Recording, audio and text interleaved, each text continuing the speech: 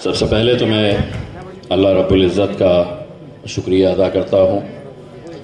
मेरे क़ायद बैरिस्टर असदुद्दीन अवैसी साहब, स्टेज पर मौजूद हमारे मजलिस इत्तेहादुल मुस्लिमीन के तमाम ज़िम्मेदारान, कारंजा लाड़ से जिन्हें महज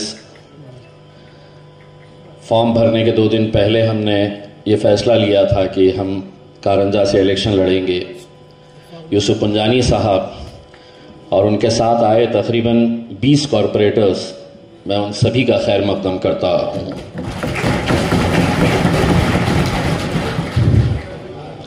घर से निकल रहा था तो पुंडलिक नगर पुलिस के कांस्टेबल खड़े थे। एट्रोसिटी का गुनाह दाखिल किया गया है मेरे ऊपर। पुलिस की तरफ से एक और केस रजिस्टर किया गया इलेक्शन के दिन का। यकीनन मुझे मालूम है ये वो समझ रहे हैं कि ओहदा चले गया तो हम डर जाएंगे। लड़ने वाली जमात का नाम मजलिस इत्तेहादुल मुस्लिमीन है। गलत रहे तो सर झुकाकर उसे कबूल करेंगे, लेकिन अगर किसी के दबाव में आकर, किसी की जोर ज़बरदस्ती के कहने के ऊपर अगर मुझ पर या मेरे किसी भी पार्टी के जिम्मेदारान पर अगर इस तरह का रवैया अपनाया गया तो हम बंद हॉल में भी जलसे लेते हैं और जब रास्ते पे उतरते हैं तो उसमें भी कोई कसर नहीं छोड़ते हैं। इस इलेक्शन में बहुत कुछ देखने को मिला। जैसा यूसुफ भाई ने बताया, ये एक अलग तरह का इलेक्शन था। कैसे कैसे नारे लगाए गए थे। एक नारा जो पूरे महाराष्ट्र के इलेक्शन के अंदर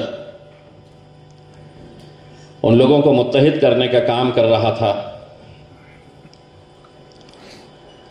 वो नारा कटेंगे और बटेंगे और कटेंगे। शायद उन्हें ये बात का इल्म था कि बट तो हम ही रहे हैं और वोट हमारे ही कट रहे हैं, वरना ना तो नासिर सिद्दीकी और ना इम्तियाज़ जलील की ये सीट यहां से हम हारते।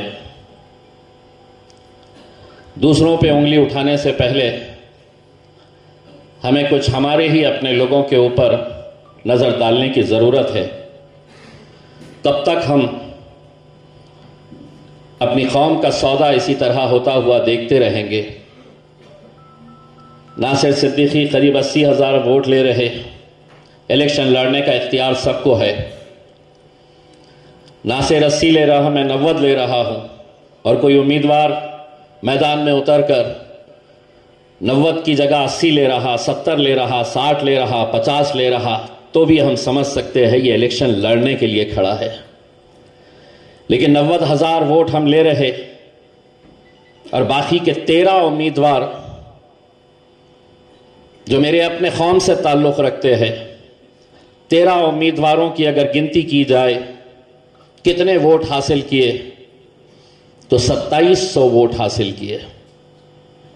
हम हारे कितने से? तो महज 2100 वोटों से। 60 वोट, 80, 150, 200, इतने वोट। आखिर इनके होर्डिंग्स कौन लगा रहा था? इनके जलसों में 200 खवातीन, इनके रैली में कौन भेजा जा रहा था, किसे भेजा जा रहा था? इनके रिक्शे कैसे दौड़ रहे थे, कौन दौड़ा रहा था? मैं उस वक्त भी चीख चीख कर यह कह रहा था कि यह सारा पैसा भारतीय जनता पार्टी की तरफ से यह तमाम उम्मीदवारों को दिया जा रहा था। और आखिरी के 3 दिनों के अंदर वो उम्मीदवार जो बड़ी बड़ी बातें करते हैं हर दूसरे तीसरे दिन, उनको पैसा इसलिए दिया गया था कि इलेक्शन के दिन दोपहर में 3 बजे के बाद मजलिस के जो गढ़ है, मजबूत इलाके हैं, वहां पर जाकर माहौल खराब करो। कभी इस बात के ऊपर गौर करिएगा, सोचिएगा कि हम कहां जा रहे हैं। जब जवाहर नगर पुलिस स्टेशन के बिल्कुल सामने भारतीय जनता पार्टी के दफ्तर में, उस दफ्तर के अंदर जब रेड हैंडेड जब हमारी टीम वहां पर पहुंची, तो बड़े अफसोस के साथ यह कहना पड़ रहा कि महज 1,500 रुपया हासिल करने के लिए बुर्का पहनी हुई हमारी माएं और बहनें उस दफ्तर के अंदर पाई गई।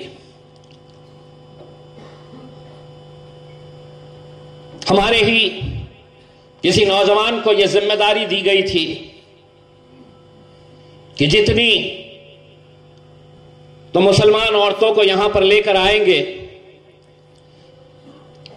500 रुपये कमीशन दिया जा रहा था। 1,500 रुपये वोट खरीदने की कीमत दी जा रही थी।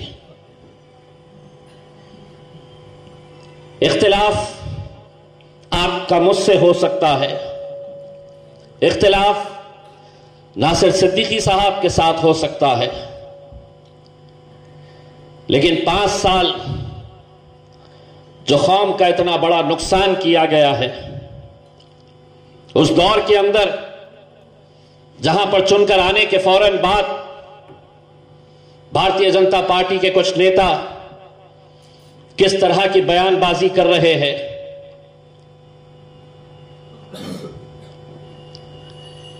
सारे लोगों ने यह बात का एतराफ किया कि इतनी सारी सीटें आई कैसी भारतीय जनता पार्टी की।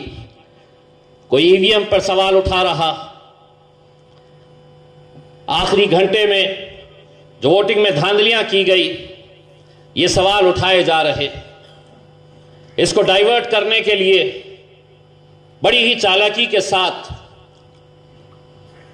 अजमेर शरीफ की दरगाह का मुद्दा लाया गया और मीडिया से कहा गया कि अब इलेक्शन की बेईमानी के बारे में चर्चा नहीं होगी, अब अजमेर शरीफ की दरगाह चर्चा का मुद्दा बनाया जाए करके। मैं उस हुकूमत से यह कहना चाहता हूं, किराड़पुरे की राम मंदिर को बचाने के लिए अगर इम्तियाज जलील जा सकता है, तो अजमेर शरीफ की दरगाह बचाने के लिए भी हम जा सकते हैं।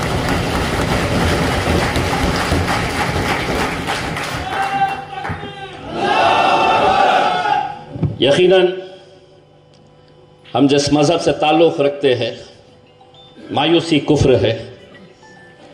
हमें हिम्मत नहीं हारना है, हमें हमारे हौसलों को बुलंद रखना है, पूरी हिम्मत के साथ आगे बढ़ना है। यकीनन आने वाले वक्त में कॉरपोरेशन के इलेक्शंस होने वाले हैं। लोगों के अंदर इस बात का गुस्सा है कि किस तरह तमाम सियासी पार्टियां एक साथ मिलकर आ जाती है मजलिस को गिराने के लिए। वो गुस्सा इंशाअल्लाह आने वाले 2-3 महीनों के अंदर जब कॉरपोरेशन के इलेक्शन रहेंगे, आपको मुत्तहिद होकर एक ताकत बनकर मजलिस के साथ खड़े रहना है। और मैं भी एक बात का एतराफ करता हूं, कोई भी उम्मीदवार इस भरम में ना रहे, यह सोच अपने दिमाग से निकाल दे कि अगर इम्तियाज जलील को 91,000 वोट मिले हैं, नासिर सिद्दीकी को 80,000 के करीब वोट मिले हैं, तो यह हमारे वोट नहीं है, ये बैरिस्टर असदुद्दीन अवैसी और अकबरुद्दीन अवैसी साहब के वोट है। वरना अगर इस घमंड और इस गुरूर के अंदर रहेंगे, तो हमने अपनी आंखों से देखा है 80,000 वाला 5,000 के ऊपर आकर रुक जाता है।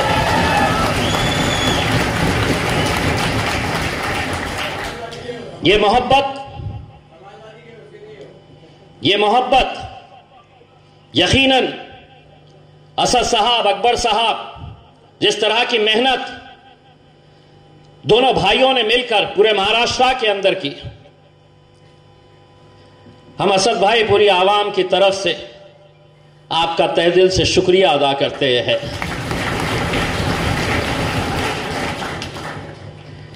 आने वाला वक्त मजलिस के लिए अच्छा वक्त रहेगा, मजबूती के साथ आगे बढ़ेंगे।